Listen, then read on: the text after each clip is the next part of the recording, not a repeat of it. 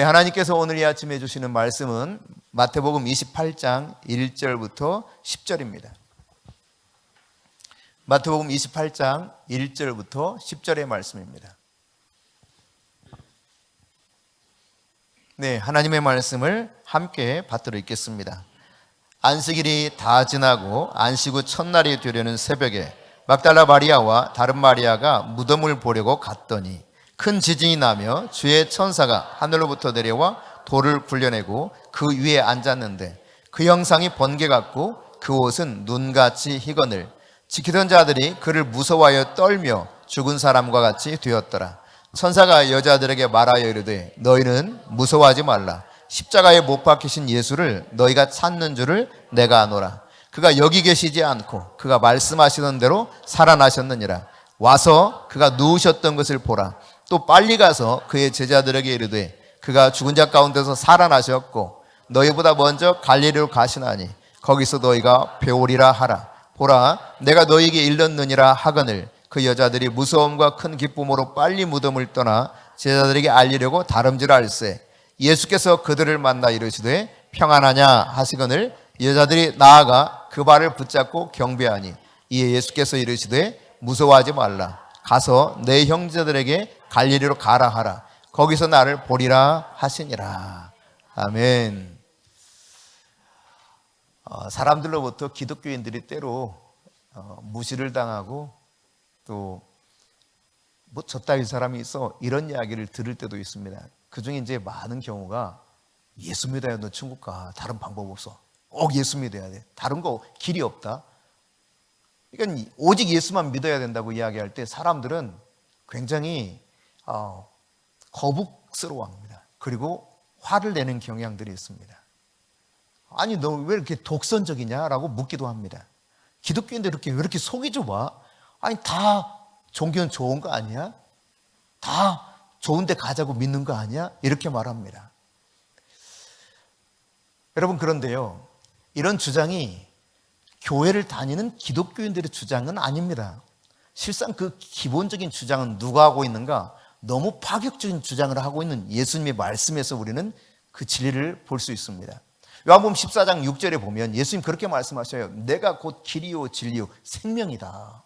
나로 말미암지 않고는 아버지께로 올 자가 아무도 없다는 거예요. 이게 예수님 말씀이에요.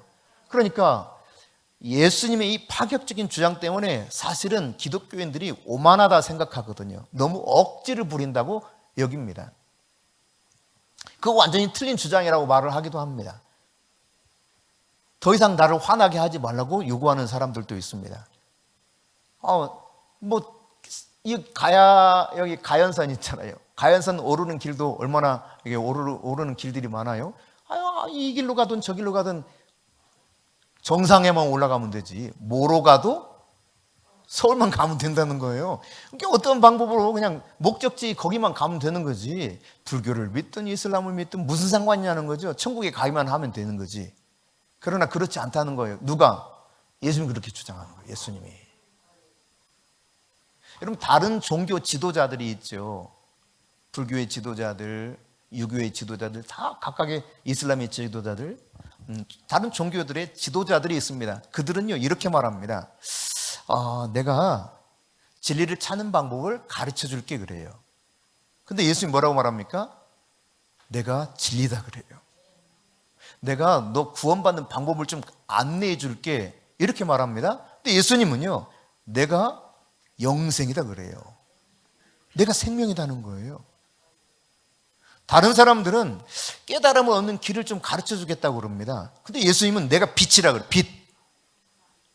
그러니까 완전히 주장이 다른 거예요.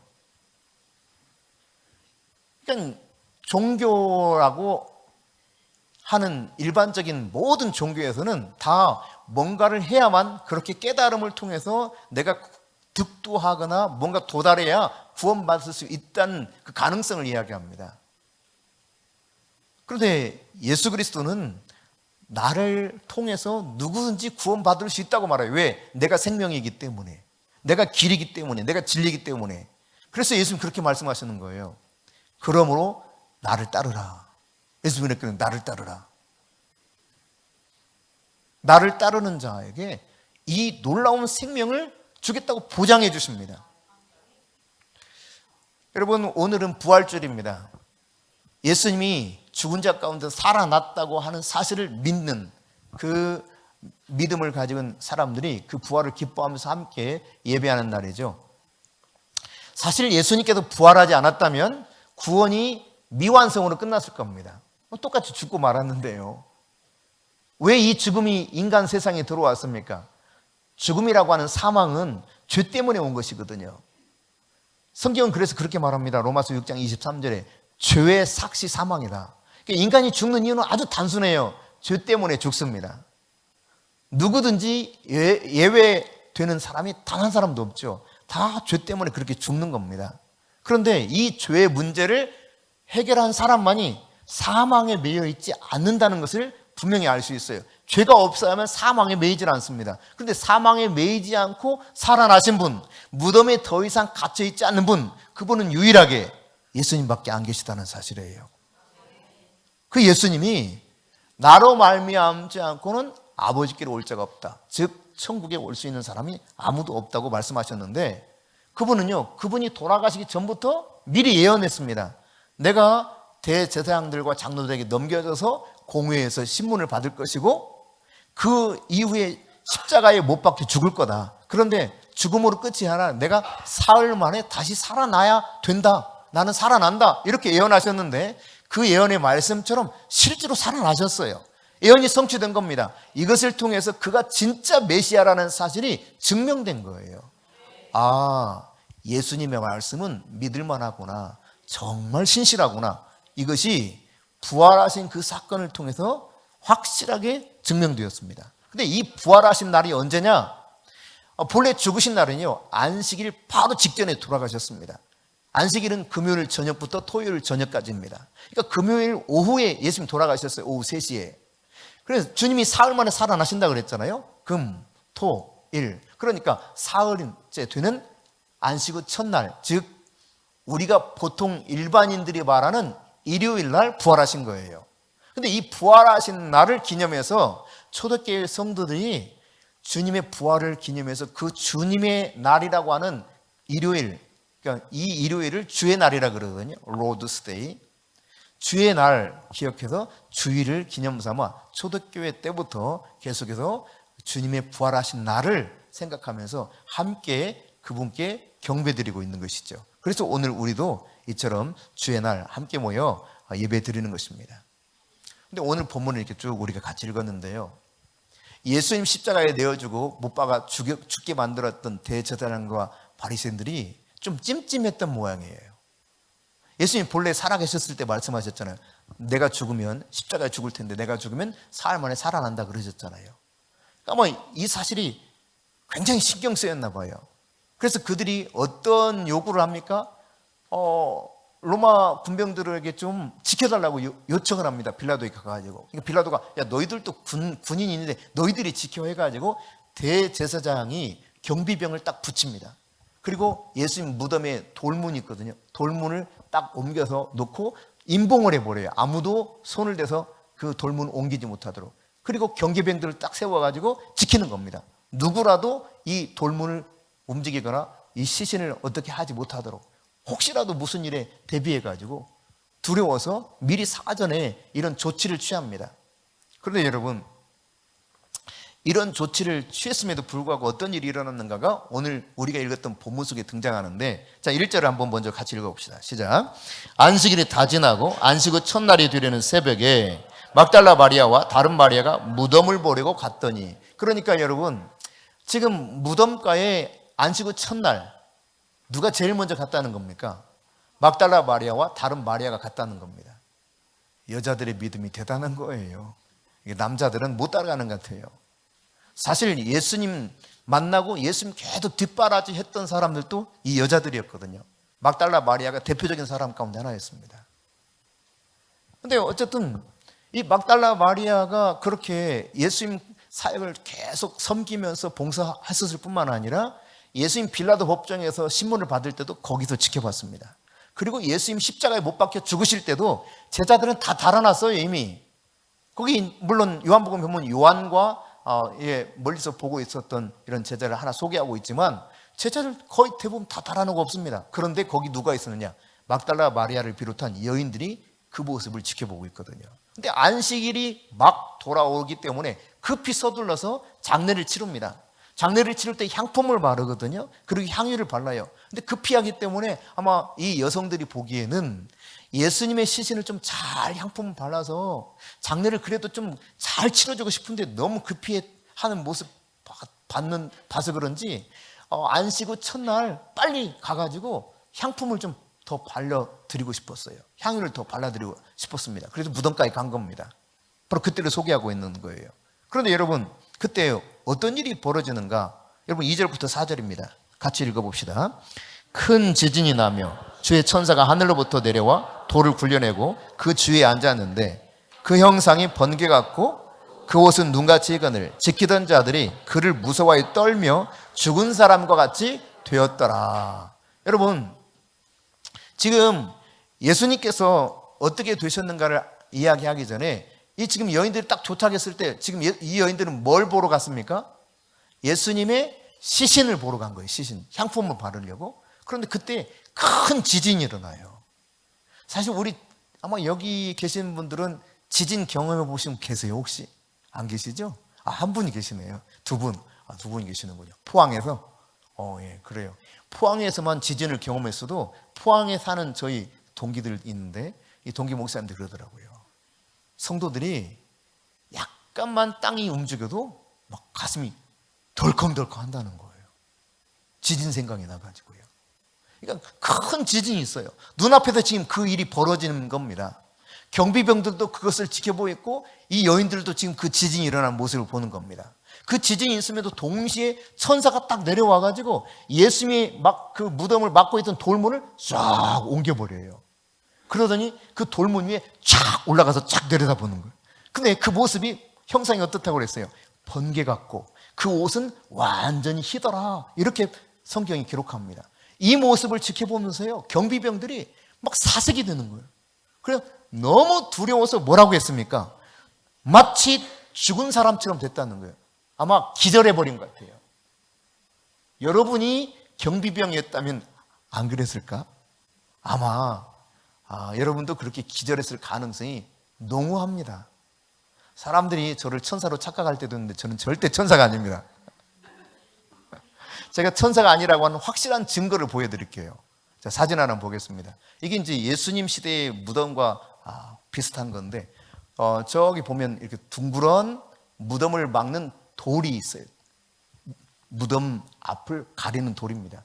그런데 천사는 저 무덤을 이렇게 옮겨놓고 딱 올라가서 이렇게 쳐다보고 있었다고 그랬잖아요. 자, 천사가 아닌 저는 어떤가 보십시오. 밑에서 돌문 오히려 밀어서 막으려고 하고 있어요. 네, 저 안에 이제 들어가 보면 무덤의 구조를 좀 알 수가 있습니다.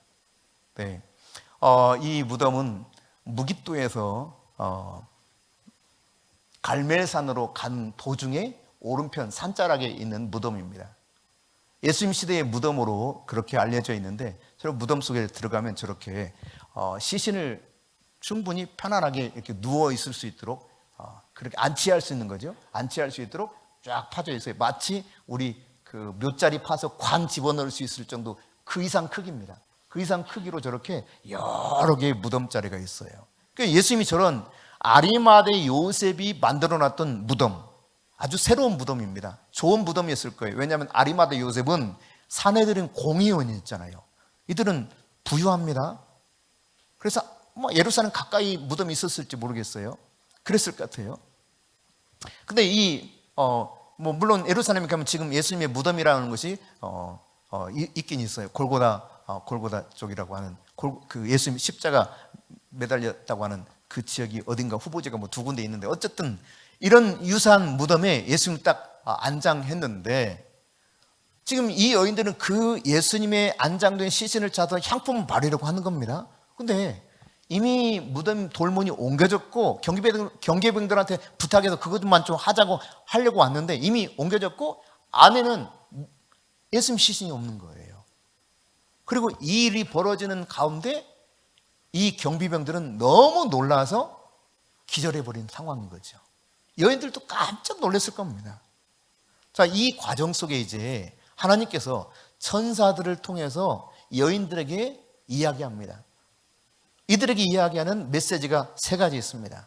이 메시지를 통해서 천사들이 여인들에게 들려주는 메시지를 통해서 오늘 우리에게 들려주시는 하나님의 음성을 우리가 함께 들었으면 좋겠습니다.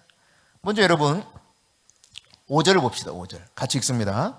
천사가 여자들에게 말하여 이르되 너희는 무서워하지 말라. 십자가에 못 박히신 예수를 너희가 찾는 줄을 내가 아노라. 그러니까 예수님을 찾긴 찾는데 어떤 예수를 찾는 거예요?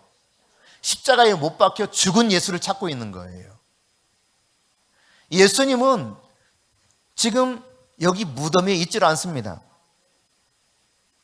근데 찾긴 찾는데 그들이 지금 벌어지는 상황을 보고 너무 무서워.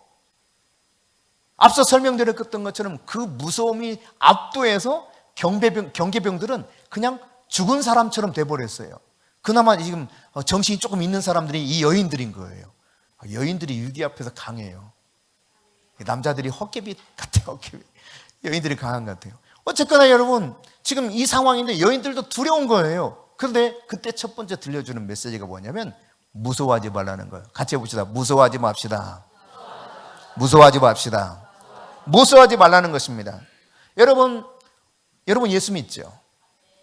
많은 사람들이 예수를 믿으면서 교회를 다니는 기독교인으로 살아가고 있습니다. 그런데요, 그렇게 예수를 믿는 사람들이 이 교회에 와서 함께 예배를 드리고 뭐 여러 가지 활동을 하기도 하고 진실하게 기도하기도 합니다. 그러나 사람들이요, 무서워하고 불안해해요. 두려워해요. 거기서 벗어나지를 못할 때가 많아요. 더욱이 내가 진짜 내 죄가 용서받은 거 맞나? 이런 두려움도 가진 사람들이 있습니다. 죄책감이 여전히 시달리는 사람도 있어요. 나는 구원받지 못할 것 같은, 나는 용서받지 못할 것 같은 이런 속에 살아가는 사람도 있다는 이야기입니다. 분명 예수 믿는 사람이라고 하는데,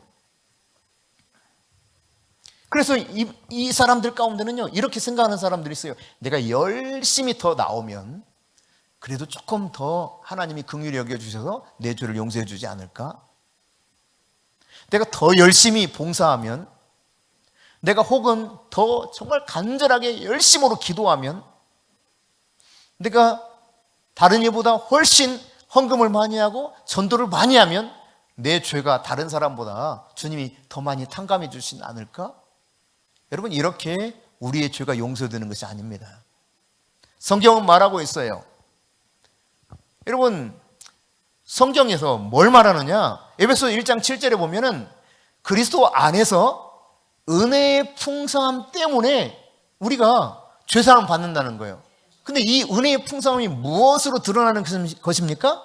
예수님의 피. 예수 그리스도께서 십자가에서 피 흘려주신 이 사건 때문에 그 은혜로 우리가 죄를 용서받는 놀라운 은혜를 누린다는 것입니다.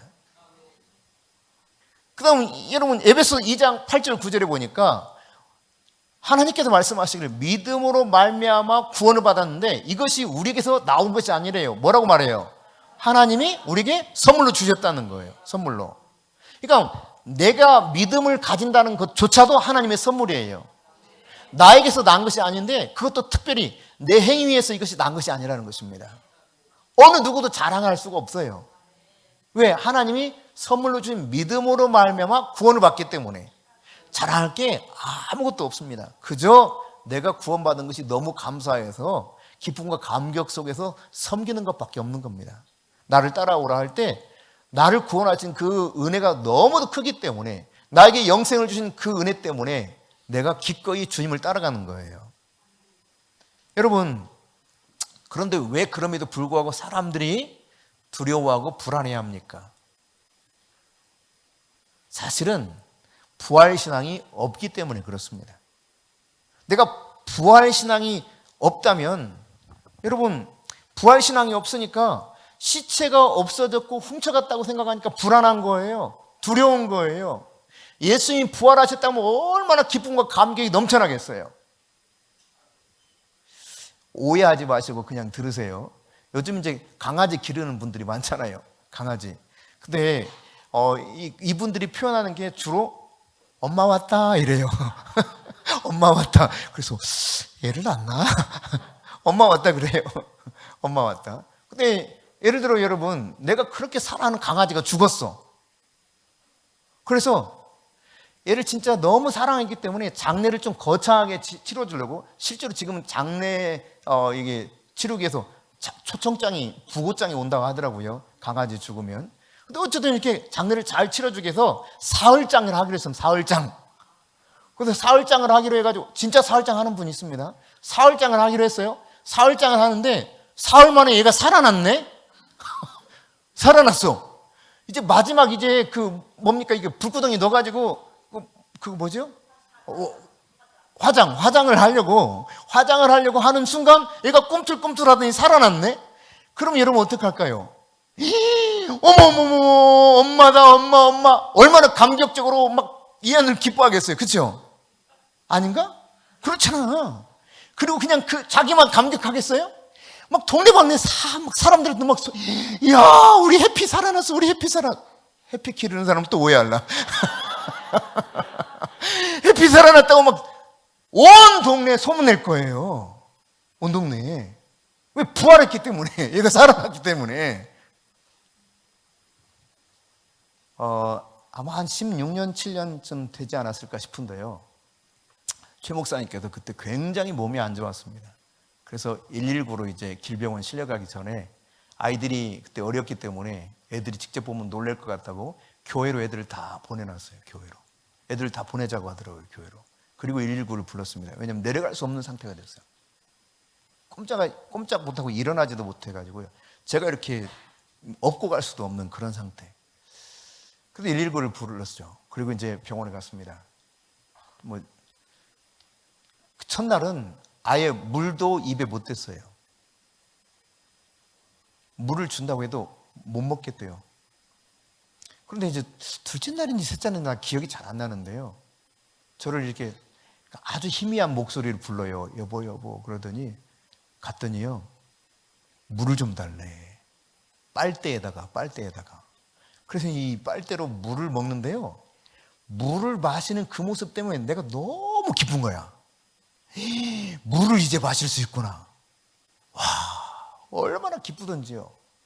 그러면서 조금 지나니까 미음을 먹고, 조금 지나니까 죽을 먹고, 그다음 나중에 이제 산소통 짊어지고 퇴원했어요. 집에 산소통을 넣고 이렇게 한동안 지냈습니다. 근데요, 그 물 한 모금 마시는데 너무 기쁜 거야. 물 한 모금 빨대로 조금 마시는데요. 여러분, 그렇게 아팠다가 아무것도 섭취를 못하다가 물 한 모금만 빨아서 먹는데도 너무 감격스러워. 너무나. 근데 죽은 해피가 살아났어. 그걸 어떻게 나만 알고 있어야지 이러겠어요. 그리고 이제 더 이상 이게 슬픔 가운데 매여 있을 수 있겠어요? 지금 죽은 시신을 생각하니까 불안하고 염려되는 거예요. 예수님이 죽은 그 시신을 생각하니까 없어졌는데 너무 불안한 겁니다. 근데 부활하셨다고 하는 사실을 알아보세요. 얼마나 기쁘겠어요. 얼마나 감격적이겠어요. 그 승리의 기쁨이 완전히 모든 것을 압도해 버릴 것입니다. 여러분, 부활의 믿음을 가지고 있으면 고난이 와도 고난이 저주가 아니에요. 역경으로 끝이 아닙니다, 여러분. 내가 질병에 걸렸어도 질병이 나에게 더 이상 저주가 될 수가 없어요. 설령 내가 죽는다 할지라도 죽음이 나를 저주스럽게 묶어둘 수가 없습니다. 왜? 부활이 있기 때문에. 그게 끝이 아니거든요. 끝이. 그러니까 끝이 아니기 때문에, 부활이 있기 때문에 내가 하나님의 말씀에 충성할 수 있는 거예요. 부활의 믿음이 있는 사람에게는 그 어떤 것도 나를 더 이상 불안과 염려와 걱정과 두려움에 묶어둘 수가 없다는 사실입니다. 이 세상 삶이 다가 아니거든요. 엄청난 은혜의 복음 앞에서 우리는 부활의 생명을 얻은 자예요. 오늘 여러분, 이 지금 무덤가에 와서 예수님의 시신을 찾는 이들에게 천사를 통해 하나님 주시는 말씀 뭐냐? 무서워하지 말라는 겁니다. 여러분, 인생에 대해서, 미래에 대해서 염려하지 마시고 무서워하지 마시기 바랍니다. 괜찮아요. 아무것도 아니에요. 뭐 죽기밖에 더 하겠어요? 궁극적으로. 근데 우리는 죽어도 너무 좋아. 더 이상 애통함이나 곡하는 것이나 아픈 것이나 뭐 어떤 것에도 매이지 않는 엄청난 은혜의 삶 가운데 쑥 들어가는 거예요. 그러니까 매일 수가 없어요. 그러면 여러분, 세상에서 오는 역경과 고통과 아픔과 어떠한 문제 앞에서도 무서워하지 마시기 바랍니다. 왜? 부활이 있기 때문에. 부활이 있기 때문에. 이게 다가 아니에요. 인생 여러분, 그게 그겁니다, 여러분. 아무리 화려해도요, 얼마 지나지 않아서 죽어요. 다 죽게 돼 있어요. 이게 하나님 정하신 원칙입니다, 원칙. 히브리서 9장 27절에 말하고 있는 것처럼 누구라도 한 사람도 예외 없이 다 죽습니다. 근데 예수를 믿는 사람에게는 부활이 있거든요, 부활. 뭘 두려워하겠어요? 무서워하지 말라는 이야기예요. 염려되는 것 다 내려놔도 괜찮아요. 네. 여러분 자신에게 내가 무서워할 필요가 없구나. 내가 두려워할 필요가 없구나. 나에게는 부활이 보장되어 있구나. 내가 예수 그리스도 안에 있기만 하면 그 피로 내 죄가 용서받고 뿐만 아니라 나는 영생의 복을 누리는 자가 되는구나. 나는 안심해도 되는구나. 여러분 안심하실 수 있기를 바랍니다. 그런가 하면 여러분 6절입니다. 같이 읽겠습니다. 그가 여기 계시지 않고 그가 말씀하신 대로 살아나셨느니라. 와서 그가 누우셨던 것을 보라. 직접 한번 너 예수님 시신 있는 거 한번 와서 보라는 거예요. 지금 천사가 그렇게 이 여인들에게 말하는 것입니다. 그러면서 하는 말이 뭐예요? 그가 말씀하셨던 대로 어떻게 되었다? 살아나셨다. 이게 두 번째 이야기입니다. 예수님께서 살아나셨다. 할렐루야. 예수님 살아나셨답니다. 그러니까 여러분, 예수께서 죽은 자 가운데 있었지만 하나님께서 그를 죽은 자 가운데서 사흘 만에 일으키셨어요. 부활하신 겁니다. 이것이 지금 빈 무덤을 통해서 증거되고 있는 거예요. 아까 예수님 당시의 무덤의 모습을 제가 보여드렸잖아요. 빈 무덤이 있는데 그 빈 무덤 들어가서 딱 보는 게 여기 시신 없네. 시신이 하나도 없더라고요. 뼈 조각도 없어요. 혹시 예수님이 거기서 부활하신 거 아닌가? 뭐 아닐 거예요. 아리마대 요셉이 거기까지 무덤을 갖다 놓지는 않았을 것 같아요. 좀 가까운 데 있었을 것 같아요. 근데 어쨌든 여러분, 빈 무덤이라고 하는 것은, 즉 예수님의 시신이 더 이상 없다고 하는 것은 예수님 부활하셨다고는 확실한 증거 중에 하나인 것입니다. 그가 말씀하신 대로 살아나셨느니라, 이렇게 성경이 말하고 있어요. 여러분이 불안하고 염려되고 두려움이 있다면 여러분이 믿음을 가지고 주님께 나가세요. 어떤 믿음이냐? 예수님이 내 죄와 저주를 다 짊어지시고 십자가에 돌아가셨다. 그리고 예수님이 단순히 죽은 것만 아니라 말씀하신 대로 사흘 만에 살아나셨다. 이 사실을 여러분이 믿으시고 여러분의 문제를 가지고 예수님 앞에 나갈 수 있기를 바랍니다. 두려움을 벗어나서 살아계신 주님 앞에 나가기만 하면 되는 거예요. 그런데 여러분, 예수님은 다양한 약속을 성경에 다 하고 있거든요. 그런데 예수님 약속들을 보면 어떻게 그 약속들이 실제로 이루어졌는가를 볼 수 있게 되고, 예수님 약속들을 보게 되면 진짜 안심할 수 있겠구나라고 하는 사실을 또 우리가 알게 됩니다. 예수님은요, 마태복음 9장 22절에 이렇게 말씀하셔요. 따라 안심하라. 내 믿음이 너를 구하나 했다. 여러분 12년 동안 질병 때문에 너무 고생한 사람입니다. 너무 아파서요, 이 질병을 고치려고 많은 의사를 찾아다녔어요. 아무도 고쳐주지 못했습니다. 있는 돈 다 썼습니다. 가난병이 됐습니다. 그때 예수님께 나왔어요. 그때 예수님 말씀하시는 거예요. 따라 안심하라. 내 믿음이 너를 구원하였느니라. 다 나았다는 이야기입니다. 할렐루야. 예수님 약속하셨고 실제로 그렇게 그 즉시 혈루의 근원이 완전히 말라버렸어요. 그리고 나음을 얻었습니다. 여러분 예수님이 또 이렇게 말씀하시죠. 마태복음 13장에 보면 쭉 천국 비유를 이야기하시거든요. 그 중에 겨자씨를 이야기합니다. 겨자씨는 아주 작아요. 모든 씨보다 작습니다. 그런데 이것이 자라난 후에는 공중의 새들도 와가지고 편안히 쉴 수 있는 거처가 된다는 겁니다. 우리가 아무리 작은 존재일지 모르지만 천국에서는 엄청난 존재로 바뀔 수 있게 됩니다. 이 땅에서도 그렇게 바뀔 수밖에 없게 되는 것입니다. 이게 주님의 약속 가운데 하나예요. 이것이 천국의 약속이기도 합니다. 여러분, 예수님께서 마태복음 18장 32절 33절을 보니까 같이 읽어볼까요? 이에 주인이 그를 불러다가 말하되 악한 종아, 내가 빌기에 내가 내 빚을 전부 탕감하여 주었거늘 내가 너를 불쌍히 여긴 것 같이 너도 내 동료를 불쌍히 여김이 마땅하지 아니하냐 그랬습니다. 그러니까 예수님의 이 말씀을 잘 들으면 예수님이 나를 불쌍히 여긴 것처럼 나도 불쌍히 여겨야 된다는 사실도 확인하게 돼요. 그런데 예수님께서는 어떤 놀라운 은혜 가운데 진짜 살아나셨는가에 대해서 성경이 여기저기 요목조목 아주 다양하게 증거해 주고 있는데요. 누가복음 24장 7절에 보니까 이렇게 말씀하셔요. 인자가 주인의 손에 넘겨져 십자가에 못 박히고 제3일에 뭐라고 그랬어요? 다시 살아나야 하리라 이렇게 말씀하셨다는 거예요. 예수님이 여기 살아나야 하리라 라고 했을 때 여기 단어가 쓰인 것 중에 하나가 데이라고 하는 단어를 씁니다. 이게 신적인 용어예요. 신적인 용어. 그러니까 하나님께만 쓰는 단어를 쓰고 있어요. 반드시 그렇게 된다는 것입니다. 그러니까 살아나는 일은 그냥 되는, 그럴 수도 있다 추측도 아니고 반드시 그렇게 되는 하나님이 하실 수밖에 없는 일이라는 겁니다.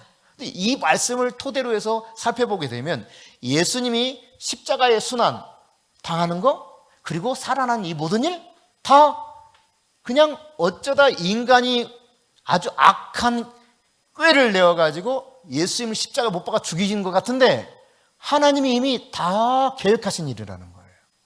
맞습니까 여러분? 그것이 진리라면? 그렇잖아요. 하나님이 다 작정하시고 이 일들을 주도적으로 그분이 이끌어 가셨다는 것입니다. 그리고 살아난 일까지도 주님이 하셨다는 거예요. 여러분,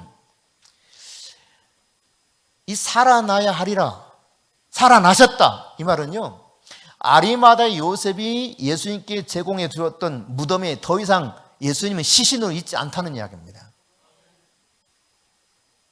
근데 그 당시만 살아있는 존재가 아니에요. 이 살아나셨다 이 말은 그 단어의 형태를 보면 계속 살아있는 모습을 이야기할 때 쓰는 형태로 기록되어 있습니다. 다시 말해서 어제도 오늘도 영원토록 살아계신 하나님이라는 이야기예요. 살아계신 예수님이라는 이야기입니다. 그분이 지금도 이 세상을 다스리시고 통치하십니다. 뿐만 아니라 주님께서는 나중에 심판하실 왕으로 이 땅에 오신다고 분명히 말씀하고 있습니다. 여러분, 이 구약 성경에 보면 예수님이 메시아라고 하는 사실 예언된 내용이 적어도 구체적으로 예언된 내용이 60개 이상입니다.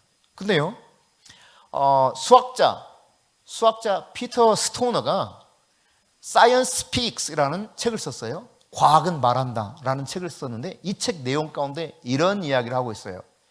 이 60개 중에 48개만 예언이 그대로 성취된다 라고 해도 이 확률이 어떤가? 수학자니까 확률을 계산한 거예요. 제가 이게 머리카락 하나를 좀 뽑아볼래. 머리카락 별로 없는데 뽑기 좀 아깝지만 그래도 여러분의 이해를 돕기 위해서. 보이나요? 벌거숭이 임금님. 머리카락 여러분 하나의 두께가 어떤 정도일까라고 했을 때 사실 여러분 이 두께가 얼마나 얇습니까?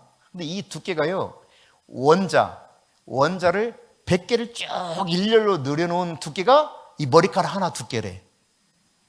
수학자 이야기예요. 원자를 100개가 아니라 100만 개를 쭉 그냥 일렬로 쭉 세워놔야 그 두께가 머리카락 하나 두께라는 거예요. 그러니까 이 짧은 머리카락 하나에 원자가 얼마나 많이 있을까? 두께만 100만 개니까 100만 개. 어우, 이게 말이지 정말 헤아릴 수 없을 만큼 이 머리카락 하나에 원자가 있는 거예요. 그런데 아까 말씀드린 것처럼 48개, 그러니까 구약 성경의 메시아에 대해서 예언된 48개만 그대로 이루어질 확률이 어떤 정도냐라고 하는 것을 설명할 때 여러분, 우주가 커요, 안 커요? 우리가 측량할 수 있을까요? 근데 아직은 수학적으로는 계산이 가능하대. 그래서 수학자들은 계산을 해놨어요, 이거를. 근데 이 우주에다가 원자를 몇 개 놓으면 이 우주가 꽉 찰지도 수학자들은 계산을 해놨어. 여러분 염려 안 해도 돼. 다 계산을 해놨는데 이 수학자들이 말하기를 이 원자가 이제 아까 말씀드린 이 확률을 지금 이야기하려고 하는 거예요.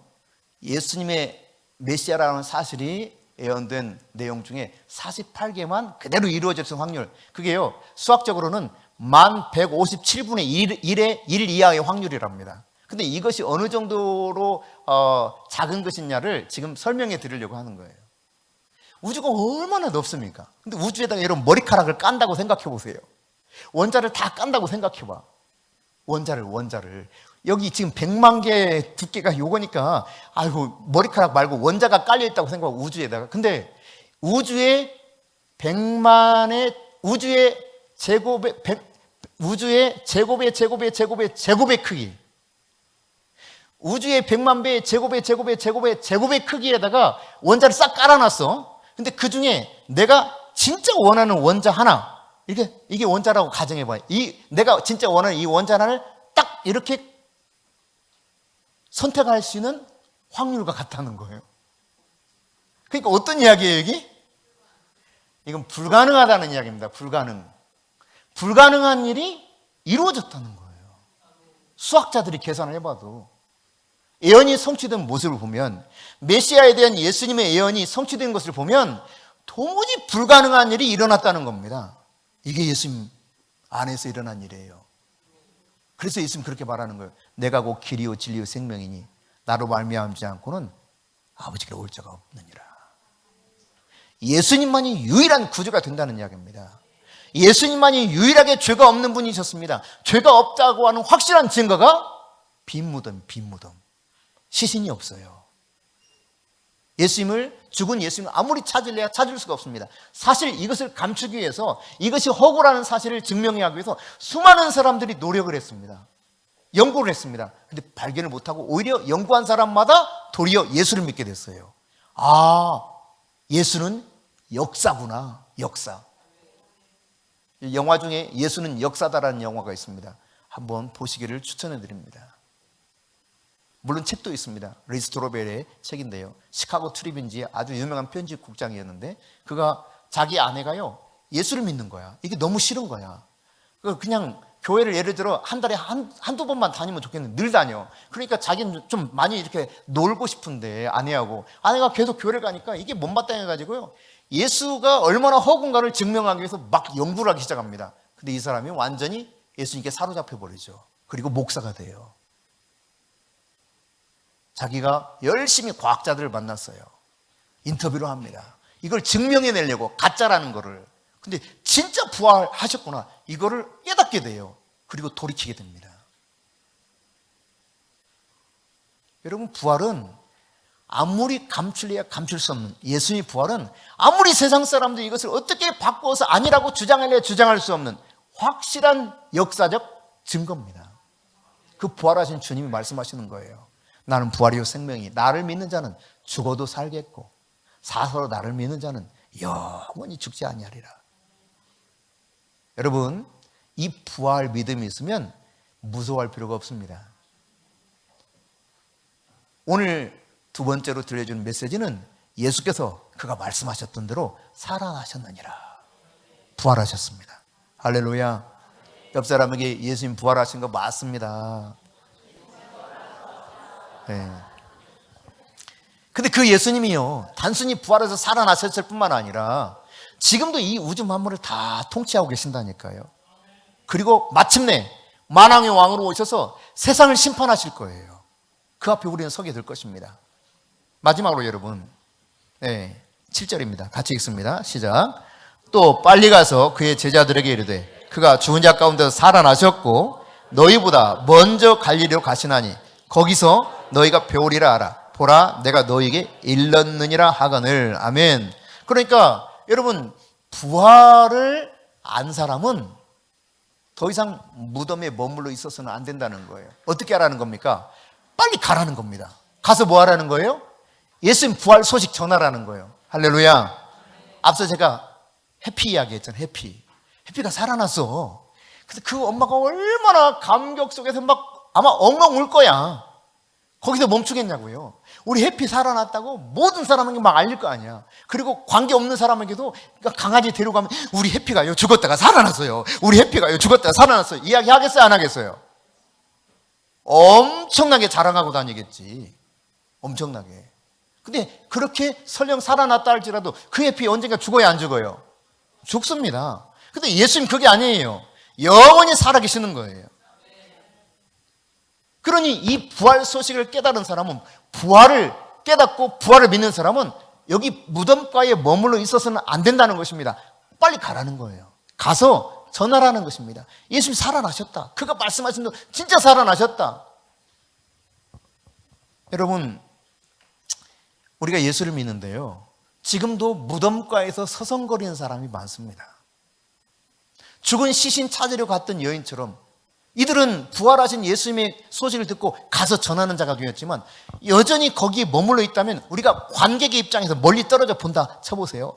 그러면 막 안타까워서 저 여인들이 저기 더 이상 무덤에 머물러 있을 필요가 없는데, 더 이상 슬퍼할 필요가 없는데, 더 이상 무서워할 필요가 없는데 어서 부활하신 예수님을 알고 좀 가가지고 막 기쁨 속에서 전했으면 좋겠다 하는 마음 가지겠어 안 가지겠어요? 당연히 그런 마음 가질 겁니다. 하나님께서 천사를 통해서 이 여인들에게 말하는 거예요. 너희들이 찾고 있는 그 시신 예수는 여기 없다. 그가 실제로 말씀하셔서 살아났으니 가서 빨리 가서 전하되 제자들에게 내가 먼저 갈릴리로 가야 하리라 이렇게 말했으니까 어서 제자들에게 갈릴리로 가라 그래라. 아주 구체적으로 이야기를 해줍니다. 이런 부활에 대한 믿음이 없는 사람은 그런데 여전히 무덤가에 있을 수밖에 없다니까요. 예수님 시신만 찾으려고 해요. 가라 그럴 때 가지를 못합니다. 떠나지를 못해요. 계속 하라는 말에 순종할 수가 없습니다. 여러분, 아브라함이 갈대 우르에 있을 때 내가 너에게 지시할 땅으로 가라 그랬습니다. 그는 주저하지 않고 떠나죠. 그뿐만 아니라 이삭을 낳았어요. 그리고 잘 길렀습니다. 이제는 든든한 동역자처럼 컸습니다. 근데 그때 뭐라고 말씀하십니까? 하나님께서 너의 아들 독자 이삭을, 100세 얻은 그 아들을 가서 내가 지시하는 그 번제, 그 모리아산에 가서 번제로 드리라 그래요. 그러니까 아브라함이 어떻게 합니까? 아니 왜 이런 일을 나한테 시키십니까? 주지를 말지 차라리 막 이러십니까? 아니에요. 즉각적으로 순종합니다. 왜 그랬다는 것입니까? 로마서에 보니까 그는 다시 살아나게 하실 부활의 주를 믿었다는 거예요. 할렐루야. 부활하기 위해서 하나님을 믿었기 때문에 순종할 수 있었습니다. 가라면 갈 수 있었어요. 드리라면 드릴 수 있었어요. 근데 왜 성도들이 주님의 말씀 앞에 반응을 제대로 못하느냐? 부활신앙이 없기 때문에 그래요. 서머나 교인들에게 말씀하신 것도 마찬가지인 것입니다. 비록 너희들이 환난이 있을 것이고 핍박이 있겠지만 그러나 그게 부르심 가운데 하나예요. 그 부르심 안에서 여전히 기뻐할 수 있는 이유는 부활이 있기 때문에, 충성할 수 있는 이유는 부활이 있기 때문에. 할렐루야. 부활을 믿는다면 가라는 것입니다. 가서 전하라는 거예요.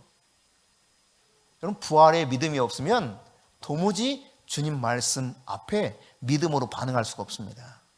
계속 무덤가 서성이는 어리석은 사람처럼 되어버리는 거예요. 주님 끊임없이 우리에게 가서 이 기쁜 소식을 전하라 그러거든요. 가서 제자 삼으라 그러거든요. 진리의 말씀 앞에 순종하라 말씀하시거든요. 근데 이거를 내가 믿지 못하면, 부활하신 주님을 믿지 못하면, 그분이 나에게 장차 오셔서 심판하시면서 나에게 말씀하신 대로 상급을 주실 걸 믿지 못하면 나는 내 가족 때문에 매여서 아무것도 못해요. 나는 나의 사업 때문에, 나의 일 때문에 아무것도 못해요. 내가 지금 이거 해야 되는데 어떻게 그거 한단 말이에요? 아무것도 할 수가 없습니다. 인간관계에 매여서요 도무지 꼼짝을 못합니다. 부활하신 주님을 믿지 못하면 어느 것도 할 수가 없어요. 이 세상이 다가 아니라는 확실한 믿음을 가지고 부활이 있다고 하는 사실을 믿는다면 주님이 무슨 말씀을 하셔도 예, 아멘 할 수 있습니다. 순종할 수 있습니다. 떠날 수 있습니다. 가서 전할 수 있는 겁니다. 근데 사람들은 그냥 머물러 있어요. 여기가 좋사오니 이런 거죠. 오직 나만을 위해서 사는 거예요. 그것은 예수 믿는 신앙이 아닙니다. 샤마니즘과 다를 바가 아무것도 없습니다. 오늘 구원의 복된 소식을 주시고 새 생명을 주신 부활의 주님께서는 우리에게 부활의 믿음이 우리에게 들어왔을 때 어떻게 해야 될 것인가를 분명히 가르쳐주고 있습니다. 여러분, 시간과 공간을 초월해서 그분이 지금도 살아있다니까요. 그 살아계신 하나님께서, 주님께서 반드시 다시 오시겠다 그랬습니다. 내가 속히 다시 오겠다 그랬어요. 너희 처소가 예비되면 내가 너희들을 데리러 오겠다 그랬습니다. 근데 그냥 오는 게 아니에요. 여러분, 예수님이 처음에 이 땅에 오셨을 때는 구원하실 메시아로 오셨습니다. 죄 가운데서 건져주시려고. 그런데 이제 다시 오실 때는 어떻게 오십니까? 왕으로 오셔요. 심판하실 왕으로 오시는 거예요. 영생과 영벌에 들어갈 판결을 하실 심판주로 오시는 겁니다. 많은 사람들이 이렇게 말을 할 수 있습니다. 아유, 하나님 없이도 잘 살 수 있어.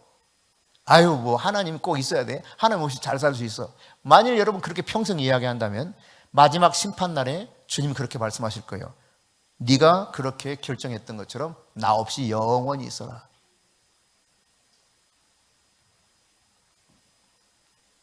여러분이 만일 평생 아이고 주님이 아무리 그렇게 말씀하셔도요, 저는 제 뜻대로 살래요. 내 뜻이 중요해요.